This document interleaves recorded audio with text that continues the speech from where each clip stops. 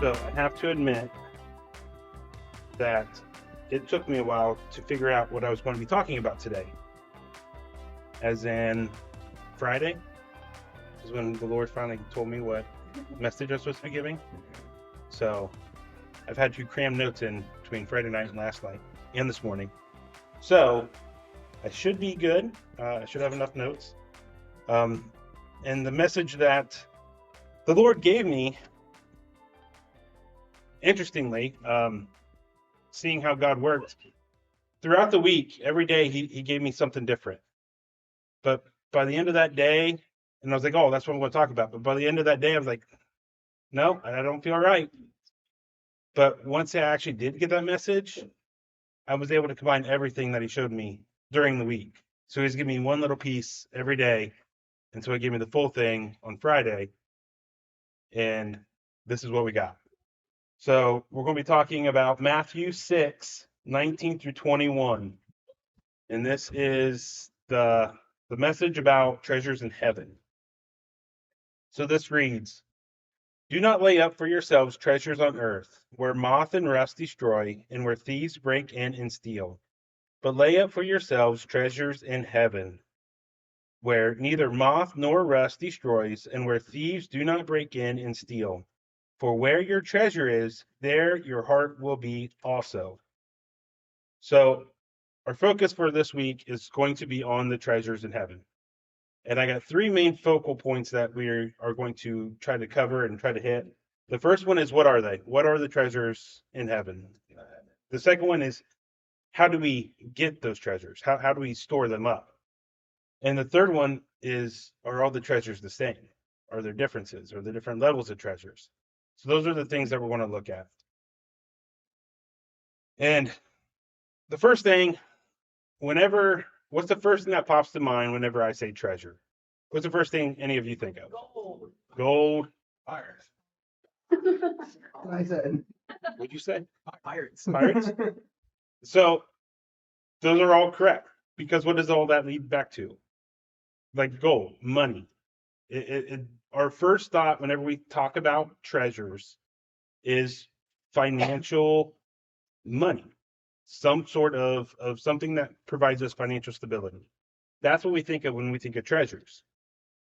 However, that's not what the Bible is truly talking about when it talks about treasures. Yes, the money and all that is included, that is involved. It does include money, but that's not it. It goes beyond that. But for us, we often think of those financial aspects of it and don't go any further. So, page isn't even up here, right?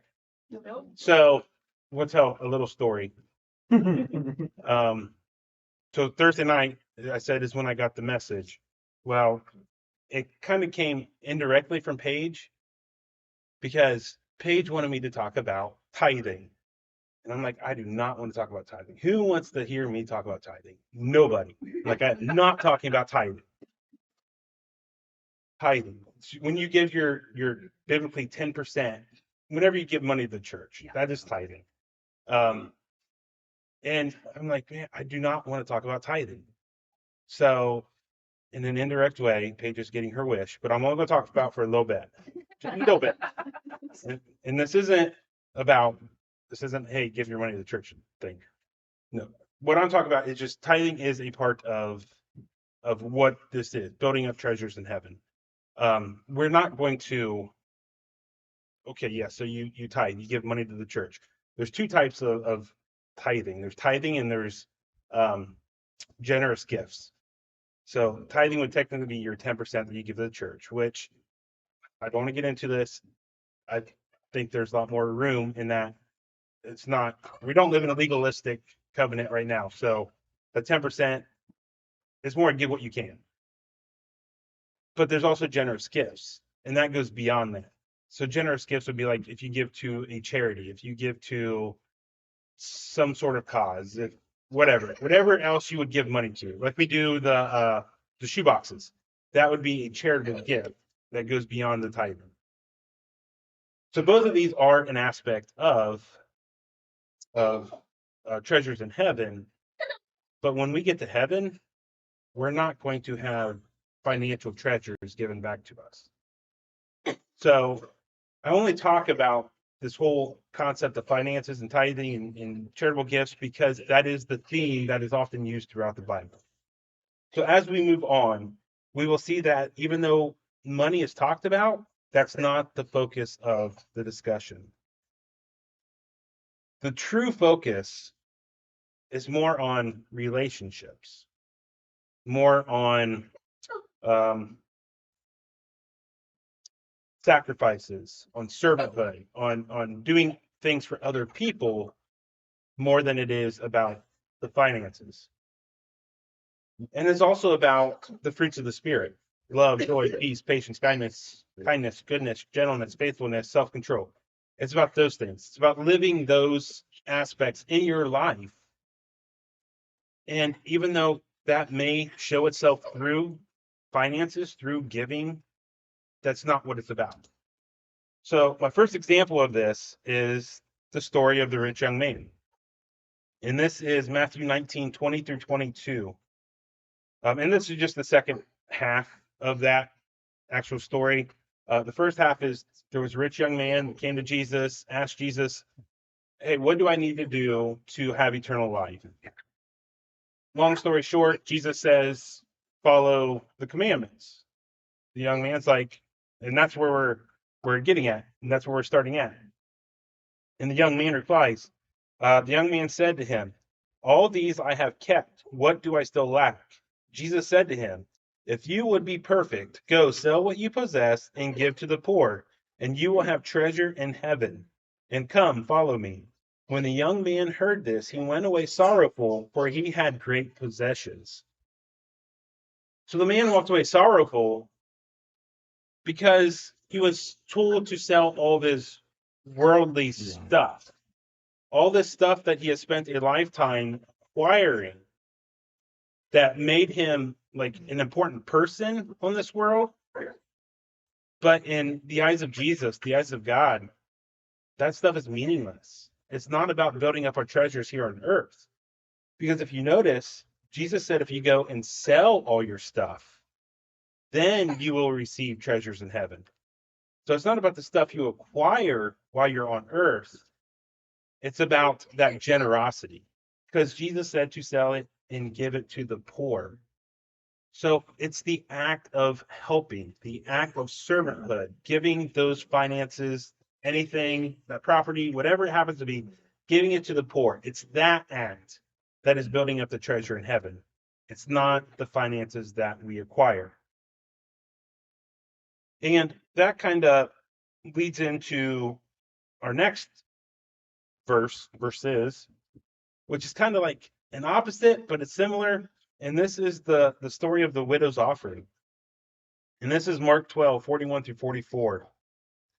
And he sat down opposite the treasury and watched the people putting money into the offering box. And this is Jesus. So Jesus sat down opposite the treasury. Putting into the offering box. Many rich people put in large sums. And a poor widow came and put in 2 small copper coins, which make a penny. And he called his disciples to him and said to them, truly I say to you, this poor widow has put in more than all those who are contributing to the offering box, for they all contributed out of their abundance. But she, out of her poverty, has put in everything she had, all she had to live on. So again, this is talking about money, but this isn't about the money. This is the fact that everybody who was putting in offerings before her, they were putting in a small portion of what they had. So it didn't really affect them in their lives. But this widow, all she had was these 2 copper pennies. Well, these 2 copper coins that added up to a penny. And she put both of them into the offering, which means she had no money to go get food for her, if she had any kids or anybody else. She was giving everything that she had to God. Now, we are going to have to read into that. I mean, I am reading a little bit into that text by saying that because we don't know if she did anything else. Maybe she just gave the money and then that was it. But the fact that she was giving everything she had financially means that she was putting all of her trust into God. So that means it's not that big of a leap to say that she was also trusting in God in other things, as in God would provide her food to eat, that God would provide her shelter, that God would provide her daily bread, everything that she needed to survive. She was trusting in God. And that's what faith is. She had faith in God that he was going to provide for her. And she was not putting her trust into her money, into her finances, into her worldly possessions. So again, this may be about money, but it's not about money. It is about your heart, about your view of God and what he does for you, and putting that trust in him that he will provide for you. So I'm really going rogue on my notes here because I don't know what I really said. I think I covered everything. So we'll go into the next one, which is, this is another parable of a rich man, but this one is a parable. So this one isn't an actual story, but this is Luke 12:16-21. And this reads, and he told them a parable saying, the land of a rich man produced plentifully. And he thought to himself, what shall I do? For I have nowhere to store my crops. And he said, I will do this. I will tear down my barns and build larger ones. And there I will store all my grain and my goods. And I will say to my soul, soul, you have ample goods laid up for many years. Relax, eat, drink, be merry. But God said to him, fool, this night your soul is required of you. And that saying, this night your soul is required of you, that means that in that night, this man is going to die. So with that in mind, it continues on. And the things you have prepared, whose will they be? So is the one who lays up treasures for himself and is not rich toward God. So again, this is another parable saying the same thing. This parable, this man, this rich man, he went after the things of the world. He had a great crop. And so instead of, sharing that crop, giving the extra to the poor, giving away the extra stuff that he didn't need, he decided to build bigger barns to store it and keep it for himself. So he's being selfish. He wanted to keep that to himself. And in doing that, he went even a step further and was like, oh, now I have all this stuff. Why do I need to work? Let's just kick back, relax, and enjoy life. But that's when God comes in and is like, this night you're going to die. So, okay, so if he's going to die, he spent all this time building up all these treasures on earth, has all this wealth, able to retire, not have to work. But what happens? He dies. So now what happens to all that stuff? What happens to all these large barns full of grain and all this other stuff? Well, it doesn't really matter to the man. He's dead. So it's just going to get divided up among other people and sold off, and that's the point. You can store up treasures on earth, but when you die, they're going to get you nothing. They're going to be meaningless, pointless. You can't take it with you. But if you would give to the poor, if you do those charitable acts, give those charitable gifts, do your tithing, even though Paige is here now. If you do those kind of things, then you are storing up treasures in heaven. And when you die, after storing up treasures in heaven, then you will have those treasures in heaven. But, okay, not yet. I got two more scriptures that I pulled from that I'm just going to read. They're both from 1 Timothy. The first one is 1 Timothy 6:9-10. And this reads, but those who desire to be rich fall into temptation, into a snare, into many senseless and harmful desires that plunge people into ruin and destruction. For the love of money is a root of all kinds of evil. It is through this craving that some have wandered away from the faith and pierced themselves with many pangs. And then a little bit later on, same chapter, 1 Timothy 6:17-19, this reads, as for the rich in this present age, charge them not to be haughty, nor to set their hopes on the uncertainty of riches, but on God, who richly provides us with everything to enjoy. They are to do good, to be rich in good works, to be generous and ready to share, thus storing up treasures for themselves as a good foundation for the future, so that they may take hold of that which is truly life. So again, this is telling us the same thing. There are a lot more scriptures in the Bible that are saying this, and I could have pulled out a lot more. I actually deleted some because I thought it was going to be too long. But this is saying the same thing. This is saying that to be good, that's part of the fruits of the Spirit, goodness. To be rich in good works, to do good things, to do good deeds, to be generous, ready to share. Again, this is highlighting the fruits of the Spirit. And when you do that, if you live your life according to the fruits of the Spirit, when you have a generous heart, when you live as a servant, then you'll be storing up treasures in heaven. Why? To set forth a good foundation for you in the future. Well, what future are you talking about? The future after this one, your everlasting future. The future once you get to heaven. There you will have treasures. But then that leads to the question, well, what are the treasures going to look like when we get there? What are these treasures? I mean, yes, now we know how to get those treasures. We know kind of, what we need to do on this earth to get those treasures. But what's it going to look like once we get to heaven? Well, the truth is we don't know. But we know that they're going to come in the form of rewards and in the form of crowns. Now, I've actually talked about this on the podcast already, so I'm not going to go too deep into it. And that I'm probably running low on time. I really have no idea. 3 minutes. But I want to ignore you. But I got two passages that are going to highlight these rewards. The first one is Matthew 5:11 through 12.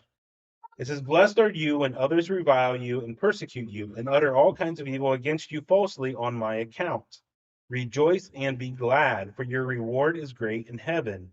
For so they persecuted the prophets who were before you." So here it's talking about having rewards that are great in heaven. So there's going to be some sort of great rewards. There are other passages that just talk about just receiving rewards. But then I have the opposite in Matthew 6:1, which reads, "Beware of practicing your righteousness before other people in order to be seen by them, for then you will have no reward from your Father who is in heaven." So you can either have a great reward or no reward, depending on how you live your life. Because I quoted in this first part Matthew 5:11 and 12. Well, if I went up to Matthew 5:10, it also talks about rewards. And on that one, that was the last of the Beatitudes. And that one is, "Blessed are those who are persecuted for righteousness' sake, for they will receive the kingdom of heaven." So that one is, okay, now if you're persecuted for righteousness, you will receive a reward. But here in Matthew 6:1, if you're practicing your righteousness in a place where you're seen by others, you get no reward. So you're doing the same thing, but the difference is how you're doing it. So in Matthew 6:1, you're doing it out in public. You're standing up. You're like, "Oh, look at me. Look what I'm doing. I am doing good things for the Lord." And you're pointing to yourself, trying to be pious and all kind of big words, but it's not about that. It's about doing the stuff in secret. And that's what servanthood is. It's not about, like I said, it's not about the show of it. It's about doing those things that, I mean, in my opinion, the best good deed is a good deed that nobody knows you did. And that you will take it to your grave and nobody will know that you did this good thing or that good thing. That is what the Lord likes. It's about going into that secret room or that room in your inner house and praying there where nobody can see you. And what you do in secret, the Lord will bless. That's what it's about. It's not about the public display of it.